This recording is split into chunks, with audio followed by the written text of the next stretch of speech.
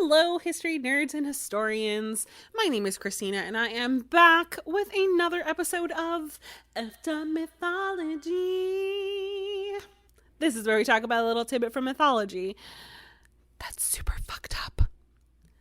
Okay, I am so sorry for the lack of posting lately. I had a huge assignment due for one of my classes because I'm in grad school, and that's like literally my life. I knew that I was going to be busy, and I had actually like mass recorded the rest of my Salem series in preparation for that because I knew I wasn't going to be able to like take the time to sit down and record and edit anything, but I did it with my old microphone and it all sounded awful and terrible, and I was either super quiet or so loud and buzzy that I hurt your ears. So I would rather you all have to wait a little while for a new episode than to put out subpar content like just for the sake of posting. So sorry that it's been a while, but I am now officially on winter break, and I'm going to try to like research and record as much as I can to try to prevent that from happening again.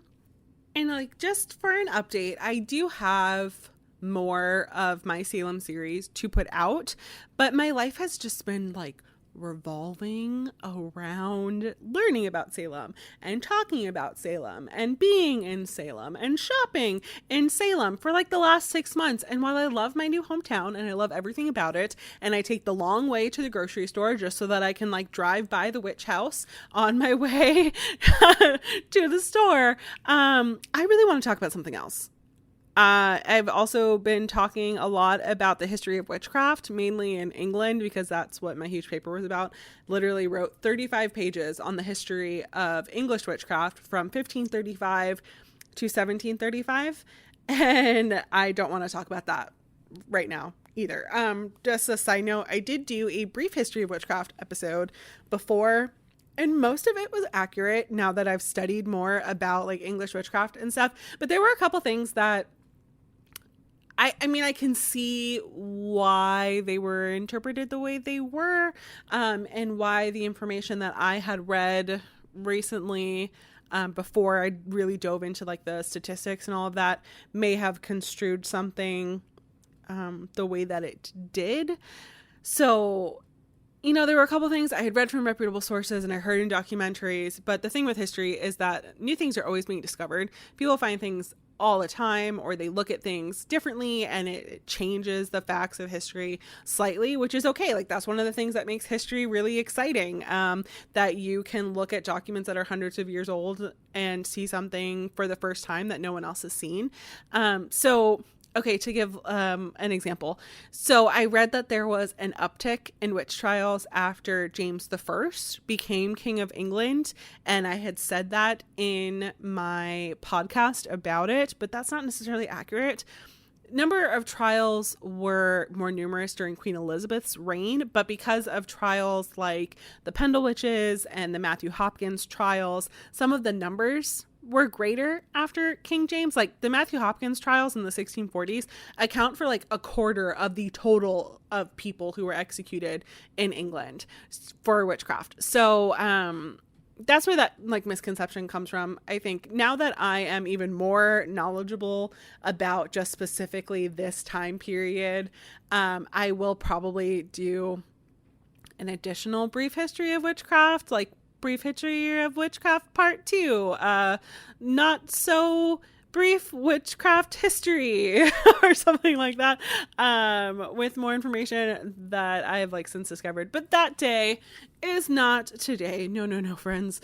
Today we are doing mythology because I fucking miss mythology. I love mythology. I have not done a myth since June, and that is just far too long. It is January when I'm recording this, January 6th. So when I was thinking about what myth I wanted to do and how I wanted to restart Effed Up Mythology since I've been taking such a hiatus from it, I really went back to my roots. And I thought about some of the first myths that I ever read. So today we are telling a fucked up myth, perhaps one of the most motherfucking fucked up myths of all. Today we are telling the story of Oedipus. So Oedipus is the first myth that I ever read, even though it's not technically a myth, it's a play by Sophocles. It is part of mythology. It's like mentioned in some myths that you'll read, especially like if someone goes to the underworld or something like that. I first read Oedipus when I was a freshman in high school in my drama class. We were talking about the origin of theater and Sophocles and the other main great Greek playwrights and all about the Greeks in general. And we studied Oedipus Rex, which is the first of the trilogy, and Antigone, which is the third of the trilogy. And, well, third chronologically. It was actually written second, but in the grand scheme of how the story is, it is third in line if you were to perform them chronologically. And those two just made me fall in love with mythology. I think Oedipus is a relatively well-known myth.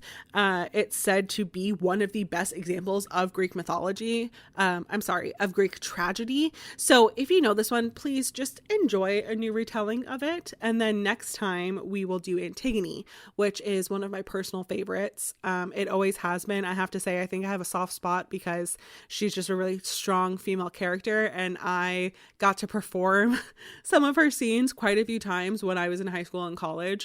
So I think that's probably why I love her, because I like relate to her, and I also like played her and got into like the mindset of how Antigone would be. So today is going to be Oedipus, and then next time is going to be Antigone. So without further ado and any more chatter on my part, here is the tragedy of Oedipus. Trigger warning before we start: abuse, murder, incest, suicide, self-harm. And I mean, this is probably just like a trigger for me, maybe like one other person listening, but visiting the Oracle of Delphi, I am severely triggered by that. So sit back, relax, and practice your, oh good God, what the fuck faces.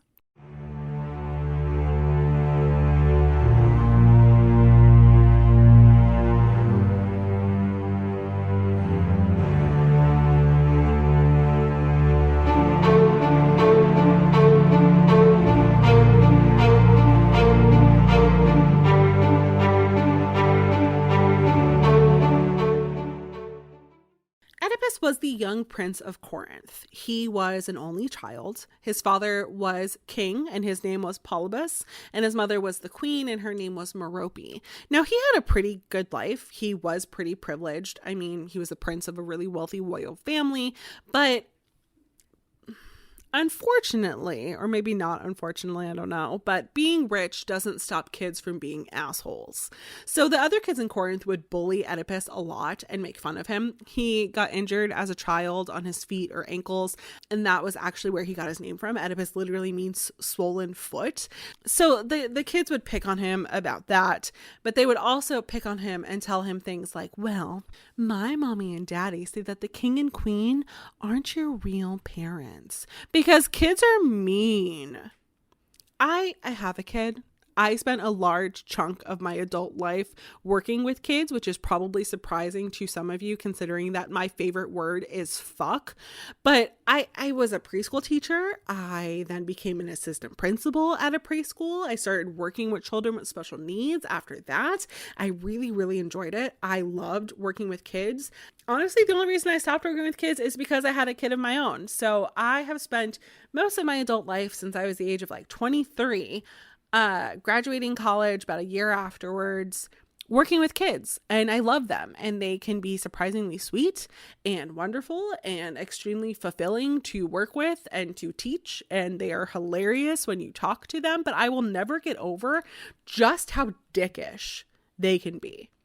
And this isn't something new. This play was written like 2,500 years ago. So anyway, moral of the story, kids are mean. Did you miss me in my rants for these last 6 weeks? Because I know you have. I know I've missed going on rants. I'm sure my husband is appreciative that I am telling you my rants rather than ranting to him about how messed up kids and society can be. So, these rumors, they plague Oedipus his entire childhood. And every time he asks his parents about it, they brush it off. They tell him, oh, honey, Kids are just dicks. Don't listen to them. Don't worry about it. I'm your mom. He's your dad.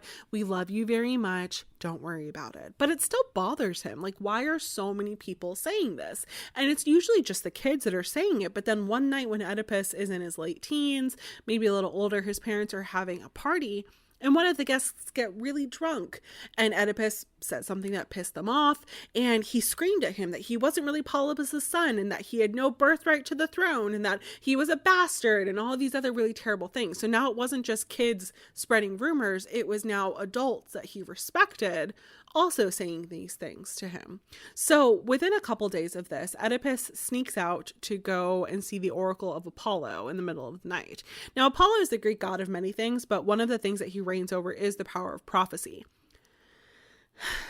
Friends, if you are a longtime listener, or if you're like me and find a podcast that you like and binge listen to all of the episodes in like a 4-day period, then you know that we've talked about the oracle before. I specifically remember ranting about the oracle when we talked about Cupid and Psyche. Don't go to the oracle. Don't trust the oracle. Don't try to figure out what the oracle means or try to solve the oracle's riddles or just seek out the oracle at all for any advice about life. Just let your life be a surprise. Like everyone else in the world, like we don't have to know what's happening. You don't have to go to the oracle and say, oh, I just had a child. What could be in store for this? No, let it be a mystery because it never turns out well for anyone. So Oedipus goes to the Oracle of Delphi, who's like the big time oracle that people travel weeks to see from all corners of Greece because these mythological figures never fucking listen to me. And Oedipus asks her about his identity and who his real parents are. And of course, the oracle doesn't just give him a straight answer. The oracle tells him a terrible prophecy. The main part of this is that Oedipus is destined to kill his father and marry his mother.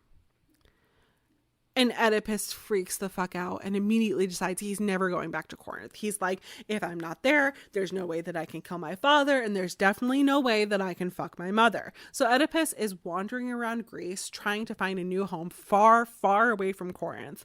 And throughout his wanderings, he comes upon a crossroads. It's in a city called Phocis where 3 roads meet. So one road goes to Phocis, then one goes to Delphi, which is the road that Oedipus is traveling down, and then another one goes to Dahlia. Okay, so how this was explained to me way back when, this is not in the play, so take this with a grain of salt, but how this was explained to me by my teacher in drama in high school was that way back when, there was this big respect thing about travelers in ancient Greece. There was just a lot of respect thing, period, in ancient Greece. There were a lot of laws that revolved around respect and how to treat people that come into your home or that you meet on the path or anything like that. So if you were walking down a path and there was somebody walking towards you, the less noble of the two would step off the path and let the other person pass. Now, stepping off the path wasn't always great in a lot of these areas, especially on these heavily traveled roads. It was typically like a ravine of some sort on the side, which means that it was usually full of like trash and piss and shit and like who knows what else. So like it wasn't a good place to go to. So Oedipus is by himself and he's walking down this path from Delphi, and coming towards him, heading towards Delphi, is this older man. He's like this big guy. His hair is starting to turn white and he has 5 servants with him. He's riding in a horse-drawn carriage, and Oedipus and this old guy with his 5 servants are getting closer and closer and closer to each other, and neither one of them is stepping off the path. So Oedipus in his head is like, yo, I am the motherfucking prince. No, sorry. No, he's not the motherfucking prince, which is what I was going to say. He's on a quest so that he doesn't become the motherfucking prince.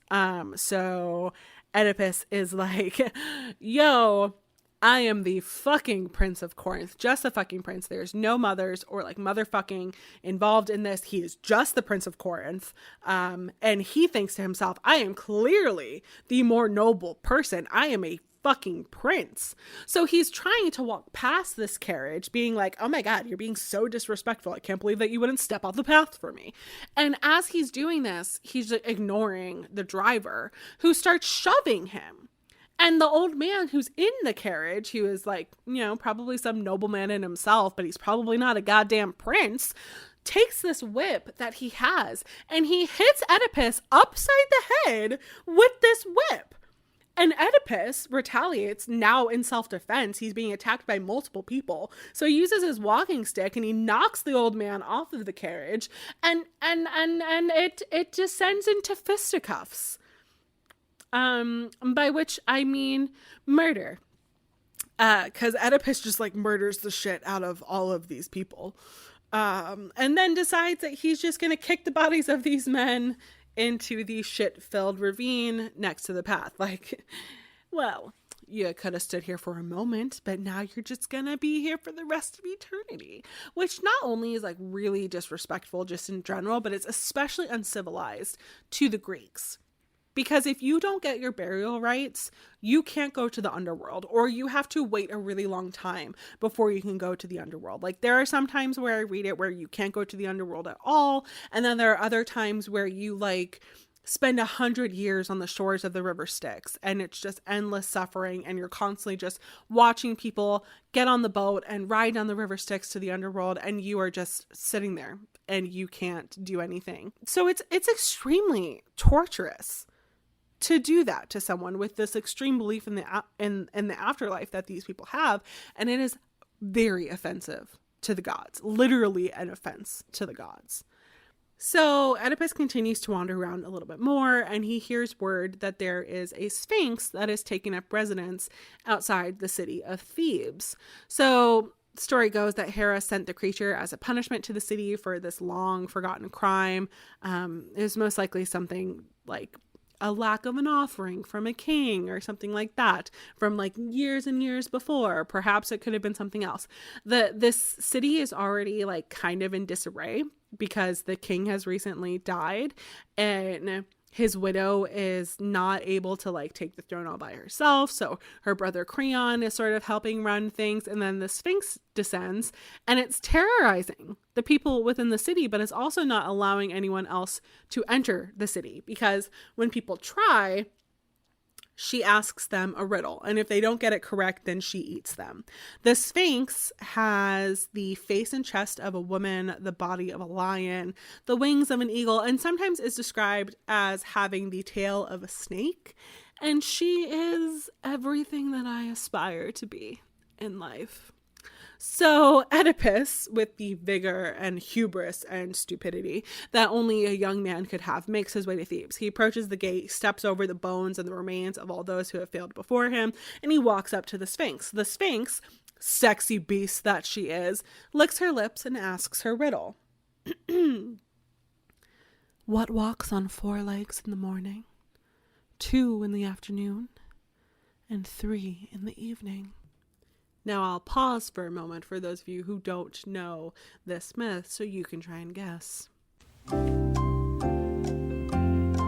Okay, time's up. So Oedipus thinks for a moment and then a light bulb, or I guess in like 420 BC, the equivalent of a light bulb, which would be a candle, lights above his head and he responds smugly, "Man, for they crawl in the morning of their lives on 4 legs. They walk in the afternoon of their lives on 2 legs, and in the evening of their lives, they walk with a cane, which if you were to look at the footprints, would look like 3 legs."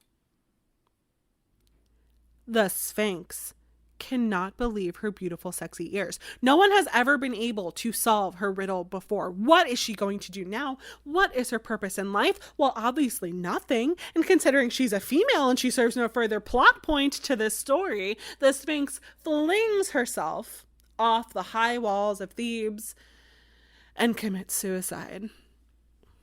Because she couldn't just like move on to like another city, live another day of like eating people and solving riddles, but you know, whatever. They did my Sphinx dirty. So Oedipus enters the city of Thebes and everyone notices because no one has entered the city of Thebes in like a really long time since the Sphinx took up residence. So he makes his way to the castle and tells Creon, who has, like I said, taken up ruling for Thebes since the queen was left widowed, that he's killed the Sphinx.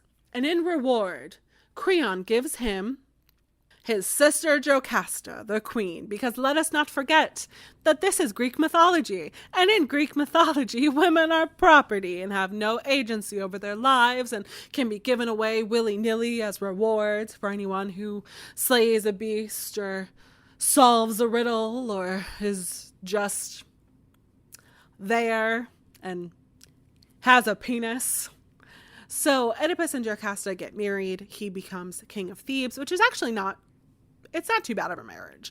Jocasta's a little bit older than him. She's a little bit of a cougar, but it's still hot. She's about 20 something or so years older than Oedipus, but she's not too old. Like, Oedipus is still pretty young here. He's probably like in his late teens, early 20s. So he's probably like stoked to marry an experienced woman who like knows what she's doing. And because of that, she's not too old to serve her purpose as a woman in mythology, which is to bear many children. Oedipus and Jocasta have 4 children together: Polynices, Eteocles, Ismene, and my girl Antigone, which I cannot wait to talk about next time. So Jocasta and Oedipus, they live together for many years. They have a relatively happy marriage. I do think that they grow to love each other, and honestly, not much happens. Until one day, about 20 or so years later, seemingly without reason, a plague descends on the city. Everything starts dying. The vegetation, the cattle, men, women, children, Sphinx. Oh wait, she already died. Never mind. No Sphinx. They're just all wasting away. The people of Thebes are huddling outside the castle doors, asking Oedipus to do something. Oedipus is like, bitches, I got this. I will figure out what happened and what or who angered the gods, and I will fix this. Your man Oedipus will fix this. Creon, go fix this. Go seek out an answer from the Oracle of Delphi, because they're all dumb and no one learns their lesson of not going to the fucking Oracle. So Creon goes to the oracle, and after a few days of people continuing to die in Thebes and Oedipus waiting around, twiddling his thumbs, occasionally going out and addressing the people who have accumulated outside the castle doors, Creon returns. Oedipus meets him outside, demands that he relay what the oracle said, and Creon is like, how about we take this inside and not reveal everything in front of the peasants, because it might upset them or start rumors that we, don't really need circulating. And Oedipus is like, nah, whatever you can say in front of me, you can say in front of my friends. I have spent the last few days doing nothing but talking to these people. They have become my friends. So Creon tells him, well, okay, oracle said that this plague was sent from the gods because they're pissed off because we're harboring the person who murdered the former king Laius. So Oedipus asked him what happened to the former king. I mean, he never thought to ask that in the 20 years since he's become king, but he's told that he was already dead when Oedipus arrived, and Jocasta, never really wanted to talk about it, or Oedipus just didn't ask, because why would you care to learn anything about your wife? I mean, who does that? Aren't they just walking wombs at the end of the day, right? So Creon tells him that they actually don't know exactly. There was a servant who kind of told Jocasta what happened, but he's not actually sure what happened. He left to go consult the Oracle of Delphi because no one learns their lessons. And I'm not going to say it for the 3rd time, because these characters don't listen and deserve what's coming for them. So he went to the oracle and he just never returned. And then the Sphinx descended on the city. So the people of Thebes couldn't go out and investigate what happened, because any who tried couldn't come back in. They would get eaten by the Sphinx. And then, so much time has just passed now that kind of what's the point, So Oedipus vows in front of Creon and all of the onlookers that he will find whoever did this, and they will pay for their crimes, because the oracle said that the only way to lift the plague was to either shed the blood or to banish whoever killed King Laius. So they called the blind prophet Tiresias for his guidance. So after a little bit, Tiresias comes in. Oedipus runs up to him and falls at his feet and is like, tell us everything you know. And Tiresias is like, I'm not going to tell you everything I know. And Oedipus is like, what the fuck, why? And Tiresias is like, you don't want to know. And Oedipus is like, why do you look so sad? And Tiresias is like, I can't tell you. Just let me carry my burdens home with me. So Oedipus gets really upset about this and tells Tiresias that he's being disrespectful to all of Thebes who have taken him in and protected him and nurtured him for all these years. And Tiresias says that it's for that very reason that he's not saying anything, because he knows what he knows will cause chaos. And he understands that people are dying, but like telling the truth is not going to make it any better. And Oedipus is just not hearing him. He's literally on his knees begging Tiresias to tell him. And Tiresias is like, you are so ignorant. Read between the lines of what I am saying to you, because I'm not going to be the one that tells you who caused this plague, Oedipus. So Oedipus blows up and starts saying that Tiresias is a disgrace and he's an insult to the city and a terrible person. And Oedipus is like, you want me to read between the lines? I'll read between the fucking lines. I think that you don't want to say anything because you were part of King Laius's murder. You conspired to kill him and you benefited from his death, and you're just trying to protect yourself. And Tiresias did not like this. So he's like, okay, you know what? Yeah, okay. You want to go around and insult me and degrade me and accuse me of being involved in the death of the king that I was loyal to before you came along? Why don't you go look in your own fucking house? So Oedipus tells him that he's lying and that he will regret saying that and that he's a false prophet. And it's like, when that bitch of a Sphinx was here, you didn't give any sort of prophecy to help Thebes, Tiresias. Her riddle was not that hard. Why couldn't you just prophesize the answer? No, I had to come in and save you and save everyone else, and you're mad about that. And I came in and I showed everyone how fucking useless you are, and I pissed off Creon because he was standing in as king and he wanted to stay as king, and I took the throne from him, and now you two are conspiring to overthrow me, just like you did to Laius. You are nothing but a blind fucking fool. And Tiresias is not one to go down without a fight. So I make a lot of references, in case you guys didn't notice.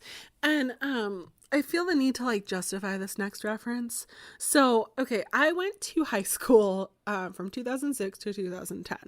And during that time period, Dane Cook was really, really popular. And I only mention this so that you know, with this reference that I'm about to make, that I only watched him because I was a teenager and I didn't know any better. Okay? But like reading the argument between Oedipus and Tiresias reminds me of probably the only good Dane Cook joke that I can think of, which is the one where he says that women will always win a verbal fight because they're like brain ninjas, and they'll just like sneak in and implant a bomb in your cerebellum and then like disappear into the night. And then at some point that bomb explodes and it ruins your life. And Tiresias is the brain ninja and he's about to plant the bomb. So Tiresias tells Oedipus, you may rule over Thebes, but you don't rule over me. And I have the right to tell you what I want. And I control that. No one else, not you or Creon or even the gods. And since you seem so fixated on it, I might not be able to see, but you are the one who is blind, because you cannot see how miserable you are and where you live and who you share your home with. You are so blind, you cannot even see that you have become your own enemy, and you can't see what's coming for you. And that is so sad, because I can, and the world will hear your cries. People will be telling the tragedy of Oedipus for centuries. And you can call me a fool all you want, but I was wise enough for your parents when they consulted me. I'm leaving now, but before I do, let me tell you why I decided to accept your invitation to come and speak with you and answer your questions about this plague, because you're all talk and I am not afraid of you. You're calling out to find the murderer of Laius, and everyone is saying that he's here in Thebes because that's what the oracle said. Not only will you find out that he's here, but he was born here. He is a native Theban, but finding him won't make you feel better, even though he will suffer for his crimes. He will be blind and poor, although at the moment he is rich and can see very well, but maybe not what's right before him. He'll wander and he'll set off for a foreign country with only a stick to guide him, and he will find that he is brother and father to his children and son and husband to his wife, and he will despair. But I mean, maybe I'm just a false prophet and a blind fool. I suppose we'll see now, won't we? Oedipus huffs and complains that everything that Tiresias says is a fucking riddle. And Tiresias is like, but I thought you were the best at solving riddles. Because he's a brain ninja. So Creon comes in and Oedipus accuses him of being in cahoots with Tiresias to try to usurp the throne. They go back and forth a little bit. Oedipus keeps saying that Creon knows more than he's saying. And Creon is like, dude, if I knew what you were talking about, I would say it just to make my fucking life easier right now and get you off my back. I mean, if I was someone who just blurted out my opinions like some people, I say that it sounds like Tiresias is talking about you. But if I don't know the answer, unlike some people, I'm wise enough to not say anything and go pointing fingers. Unlike some people. And Oedipus accuses Creon of just straight up murdering Laius or conspiring with Tiresias and a number of other things until Creon just outright asks, am I being exiled, Oedipus? Like, are you exiling me? Oedipus tells him that it wouldn't be good enough, and Oedipus will just have him executed to prove a point. And all this fighting is happening right on the front steps of the palace in front of all of these people of Thebes. And finally, Jocasta, Oedipus's wife / Creon's sister, busts out of the castle and is like, you fucking idiots. If you are done swinging your dicks around, we have bigger problems at hand, like the entire city dying of the God's damned plague.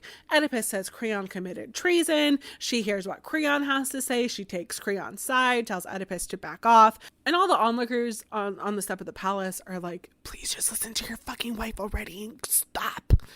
So Jocasta tells Creon to go home and cool off. She tells Oedipus to go inside and cool off. Creon listens. Oedipus doesn't, because only one of them knows what's good for them. So the random Thebans that are standing outside of this are all men. I don't think that I've mentioned that before because it didn't really matter to the story. But now it matters to say that these are all men who are telling the fucking queen to just bring her husband inside and let the men figure out how to proceed. And Jocasta is amazing and tells them, yeah, I plan to when I figure out what the hell happened or what the Hades happened. And Oedipus is like, okay, I'll tell you, because you know what? I respect you more than I respect these men who try to tell you what to do.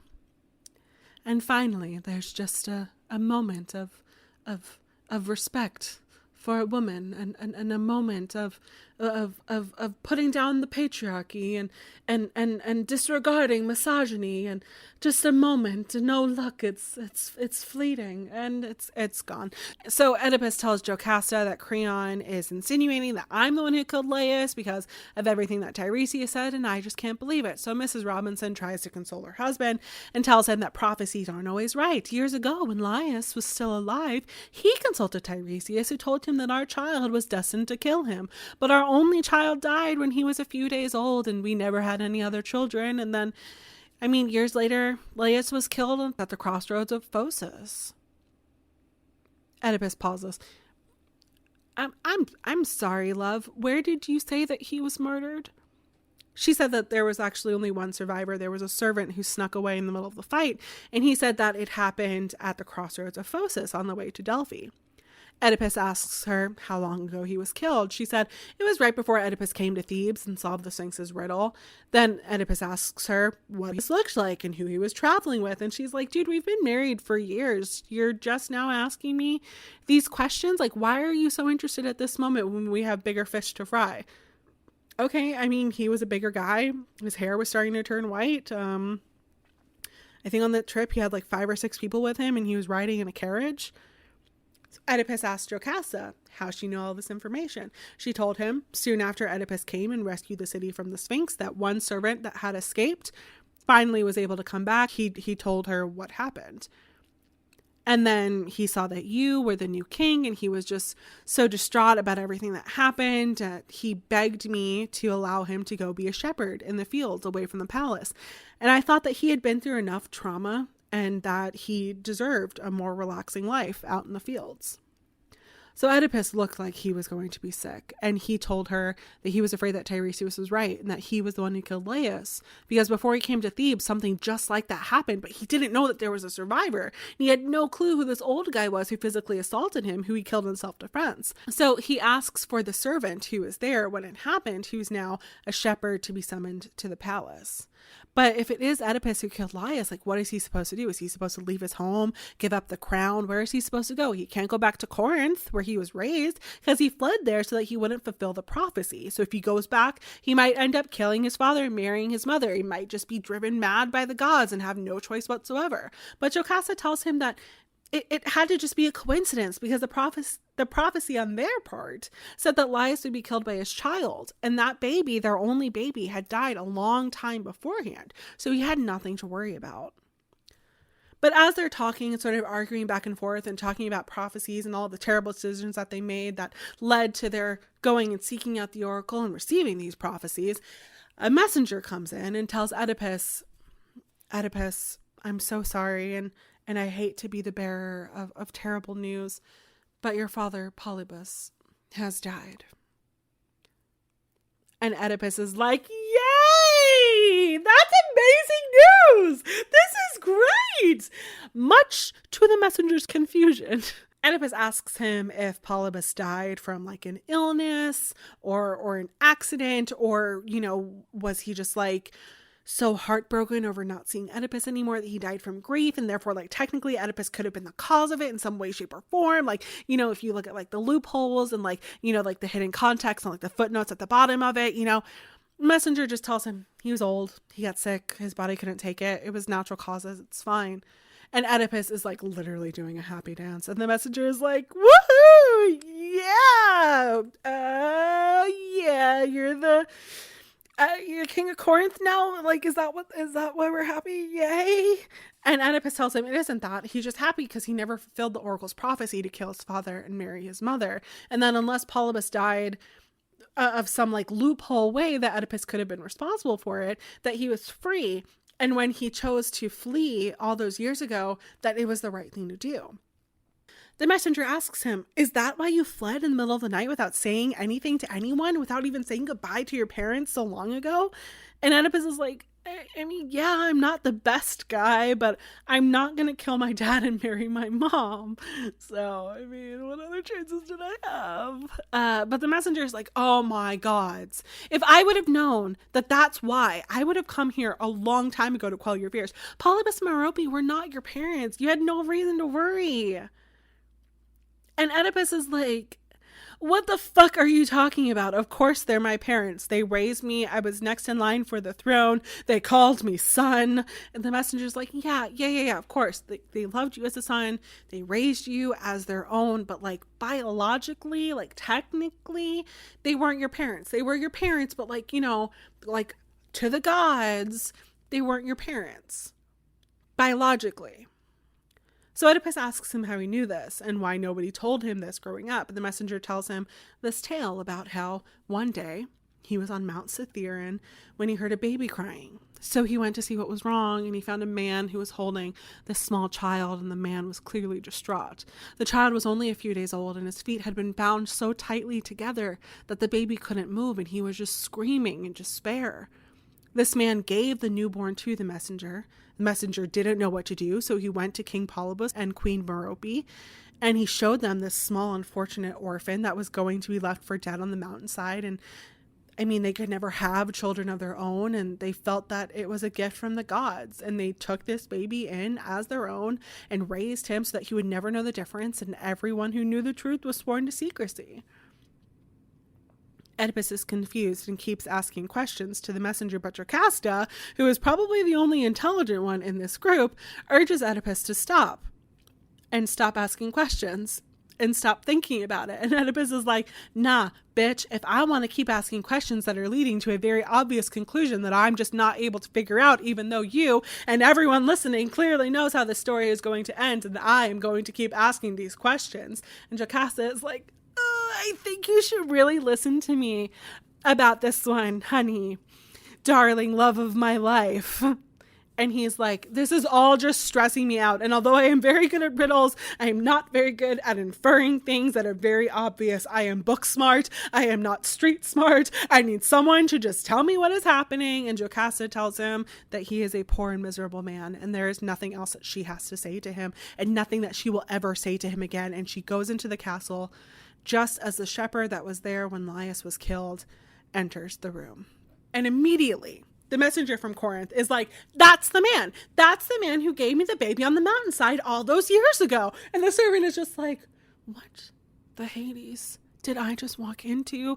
I have no idea what you are talking about. I have never seen this man in my life. I have no idea what is happening. Oh, look at my wrist. Is it so late? Oh no, I think I hear my sheep calling me. I must go. And Oedipus demands that he be retained, and the servant is like, oh no, you would not hurt an old man. I am but a gentle shepherd. And the messenger from Corinth is like, don't pretend that you don't know what I'm talking about. I know it was you. And the servant calls him a busybody, and then the messenger, like, they hurl some names back and forth, and finally the servant is like, okay, yeah, I did. Like, I met this guy on a mountainside, like, years ago, a really, really, really long time ago. And I gave him a baby, like, not in a biblical way. Like, I just, like, handed him a baby. Like, here you go. Here's a kid. And Oedipus asks him for more information. Who are the parents? Why was he on the mountain? Why did he give a baby away to the stranger? Why tie the feet together of a newborn so it can't go anywhere when a newborn isn't going to go anywhere because they can't even roll over or walk or crawl or anything yet? So the messenger he like tries to deflect a little and is like, oh, I don't know. It was so long ago and I am so very old now. How could I possibly remember this large traumatic event when I was sent to the mountain to murder a baby and then gave it to this random shepherd and lied to the parents and told them that I did it so that they would get off my back and have kept it as a secret ever since. I couldn't possibly remember the details. And Oedipus is like, okay, yeah. So who are the parents of this child? And the servant is like, why do you want to know? It was so long ago. Like, it was, like, there's no consequence. Like, there's no reason to ask these questions. This is really why I'm here, because it does not matter. And the messenger from Corinth grows tired of all this back and forth and is like, because this is the baby. And he deserves to know what happened. So Oedipus threatens to torture and kill the shepherd if he doesn't tell him what happened. The shepherd says he thinks it's going to end up that way anyway if he tells the truth. Oedipus pushes him a little more. So the shepherd is like, okay, fine. I was given the child to kill.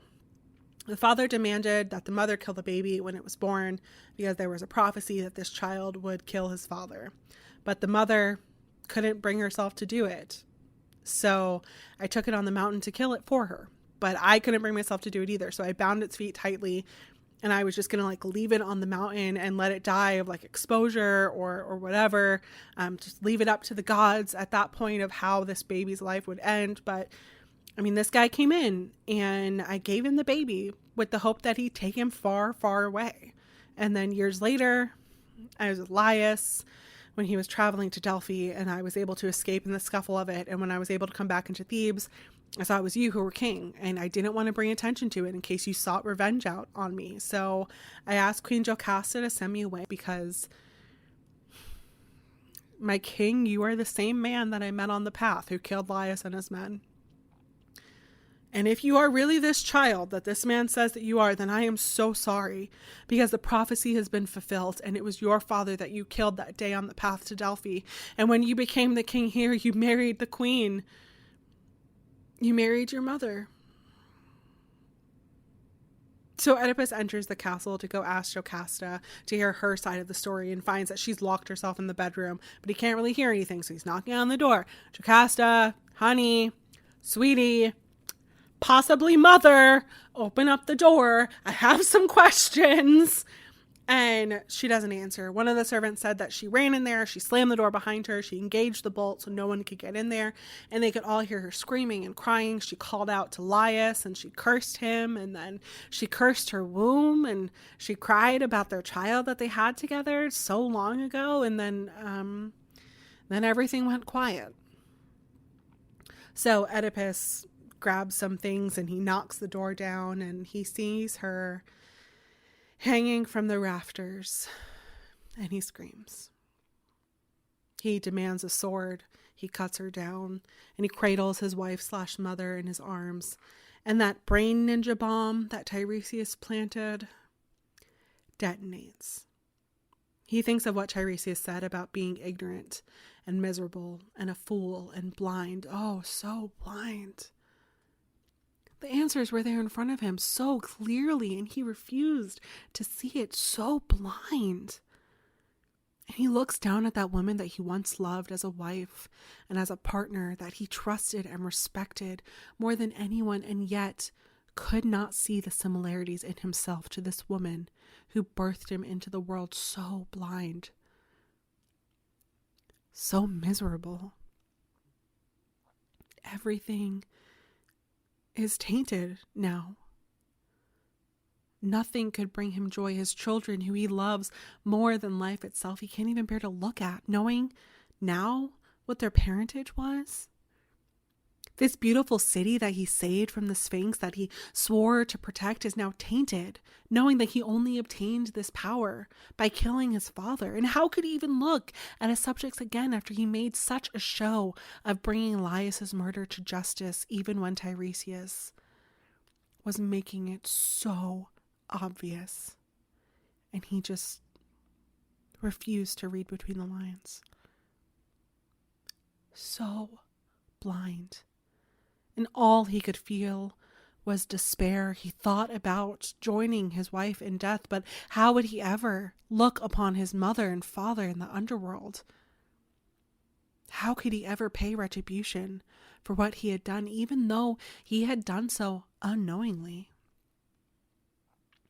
He cries and brushes his fingers over the gold brooches that Jocasta wears on her dress, and to the horror of the servants looking on, he gouges his eyes out, and he is now blind forever.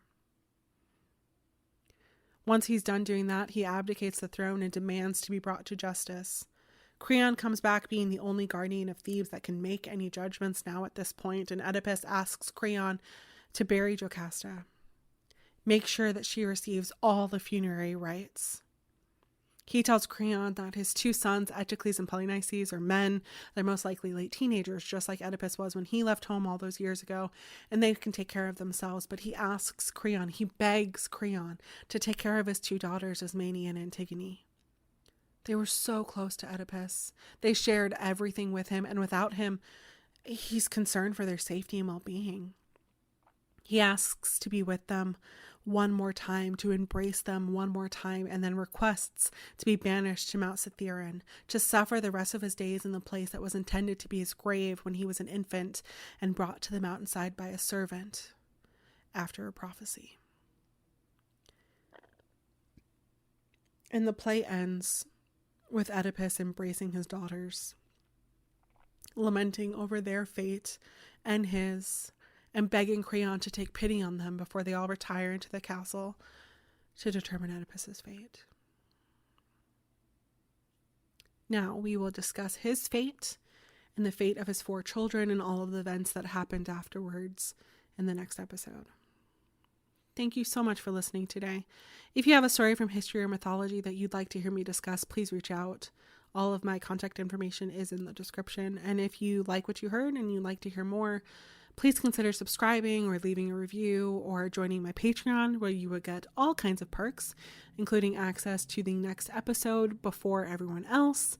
If you want to join, that is patreon.com/effeduphistory, and I am at effeduphistory on all of the socials. And remember, friends, history may be watching you, so don't fuck it up. And don't go to the goddamn oracle. Bye.